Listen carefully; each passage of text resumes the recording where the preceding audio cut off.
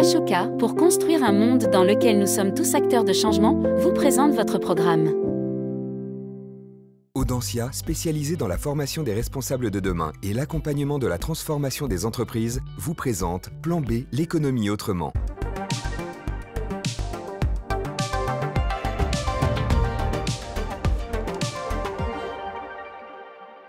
Saviez-vous que la moitié de la richesse mondiale, 55% du PIB, découle des services rendus gratuitement par la nature ?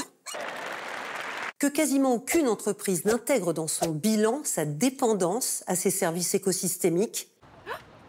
Et que dans le monde, le secteur privé n'apporte qu'un cinquième des investissements destinés à réparer le vivant.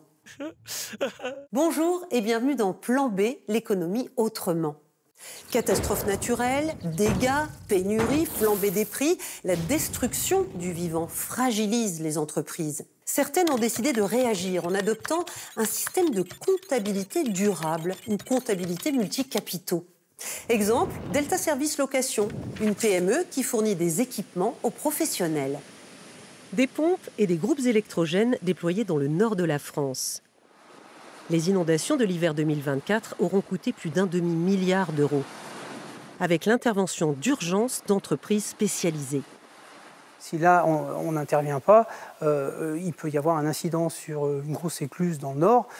Derrière, c'est la mer du Nord, donc c'est la mer qui rentre dans les terres. Nous avons déployé un ensemble de pompage constitué de 25 pompes, comme celle qui est derrière moi. Et puis, nous avons alimenté l'ensemble avec un groupe électrogène de grosse puissance. En tout, cette PME française possède 700 de ces machines. La plupart marchent au gazole non routier. Un carburant très polluant. De plus en plus, on est amené à non seulement mesurer l'impact de l'environnement sur l'activité de l'entreprise, mais l'impact de l'entreprise sur l'environnement, qu'il soit naturel ou socio-économique. Ce double impact ou double matérialité est au cœur de la comptabilité durable. Un système que Xavier Denis a décidé d'adopter. Il a choisi la méthode CARE. Groupe électrogène dernière génération, donc au niveau des émissions de particules fines, il est optimisé, et l'utilisation de biocarburants. Première étape, faire un bilan écologique avec un expert. L'intérêt de la comptabilité écologique, donc le modèle CARE, c'est de pouvoir comprendre quels sont l'ensemble des impacts que mon activité a sur son environnement, sur les êtres humains, pour voir quel est l'état réel de l'entreprise. De fait, Delta Service impacte le climat en émettant des gaz à effet de serre. L'entreprise veut donc les réduire. D'où le recours au biocarburant. Du carburant de synthèse qui est fait à partir d'huile de friture, d'huile de récupération qu'on mélange avec du carburant et qui permet d'économiser 80% des émissions de CO2 sur l'ensemble du cycle de vie du carburant. Problème, à eux seuls, ces biocarburants ne permettent pas à l'entreprise de respecter les accords de Paris. Des limites que seule la comptabilité CARE fait apparaître. Quand l'entreprise, son activité, par exemple Delta Service potentiellement, émet des gaz à effet de serre, elle est redevable au climat. Comme elle l'est à son banquier et à tous ses prêteurs. C'est la philosophie de CARE. En comptabilité durable, Delta Service va donc devoir rembourser sa dette carbone à la nature. Et provisionner 12 000 euros. C'est vraiment un outil stratégique pour se dire comment demain je pilote mon activité, sachant que la réglementation européenne apporte déjà des demandes importantes d'informations qui vont dans ce sens-là. Pour Xavier Denis, ces 12 000 euros supplémentaires, il vaut donc mieux les anticiper. Qu'est-ce que ça peut rapporter à l'entreprise ? Simplement le fait de pouvoir continuer à exister, car à mon sens, les entreprises qui ne se préparent pas à ce genre de transformation vont prendre un tsunami en pleine tête d'ici quelques années et vont disparaître. Les entreprises de la taille de Delta Service ont 2 ans pour obéir à la CSRD, la nouvelle directive européenne. Mais au-delà de la législation, Xavier Denis pense à l'après. Quand vous regardez vos enfants, c'est quand même mieux de dire on essaye de vous laisser un monde en moins piteux état que ce qu'on a fait jusqu'à présent. Pour l'instant, les systèmes de comptabilité durable restent marginaux dans le monde. En France, 50 entreprises expérimentent actuellement le système CARE.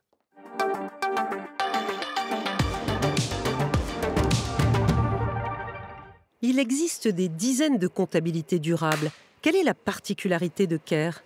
La spécificité de CARE, c'est d'intégrer les enjeux sociaux et environnementaux sous la forme de nouvelles dettes écologiques. De la même façon que quand on emprunte de l'argent à une banque, il faut le rembourser, eh bien, on va considérer qu'on emprunte un écosystème pour l'exploiter, il va falloir le rembourser, et qu'on emprunte un être humain et qu'il va falloir le rembourser. Est-ce qu'on traduit en argent les impacts sociaux et environnementaux? Il va y avoir un rapprochement qui va se faire avec le monétaire, mais qui va se faire sur la base non pas de la valorisation, en fait, de l'estimation du prix de la nature, par exemple, mais sur la base des coûts nécessaires pour préserver la nature. Qu'est-ce que ça change? Alors, donner un prix à la nature, c'est intégrer, en fait, alors on parle souvent de financiarisation de la nature aussi, c'est intégrer la nature dans une analyse qu'on va dire coût-bénéfice, c'est-à-dire que la gestion de la nature va dépendre de sa valeur et des plus et de moins en termes de ce que l'on gagne et de ce que l'on perd. Tandis que quand on intègre le coût de la préservation, on inverse en fait le raisonnement en disant l'enjeu de préservation est premier et ensuite c'est au système économique de s'adapter à la préservation. Ce système peut rajouter des charges aux entreprises. Quel intérêt pour elles à l'adopter? C'est d'abord pour nouer un nouveau lien avec les investisseurs. Revenir d'ailleurs à l'origine. Le financement d'une entreprise, c'est accompagner une entreprise et pas chercher à maximiser des profits. Et puis l'intérêt, c'est aussi de s'aligner avec des attentes sociétales très fortes et donc de faire de l'outil comptable un outil aussi de communication avec la société civile. Merci d'être resté avec nous. D'autres plans B pour une économie durable, c'est sur le site internet de France 24, Facebook, X et sur mes pages LinkedIn et Instagram. Goodbye everybody! Audencia, spécialisée dans la formation des responsables de demain et l'accompagnement de la transformation des entreprises, vous a présenté Plan B, l'économie autrement. C'était votre programme avec Ashoka pour construire un monde dans lequel nous sommes tous acteurs de changement.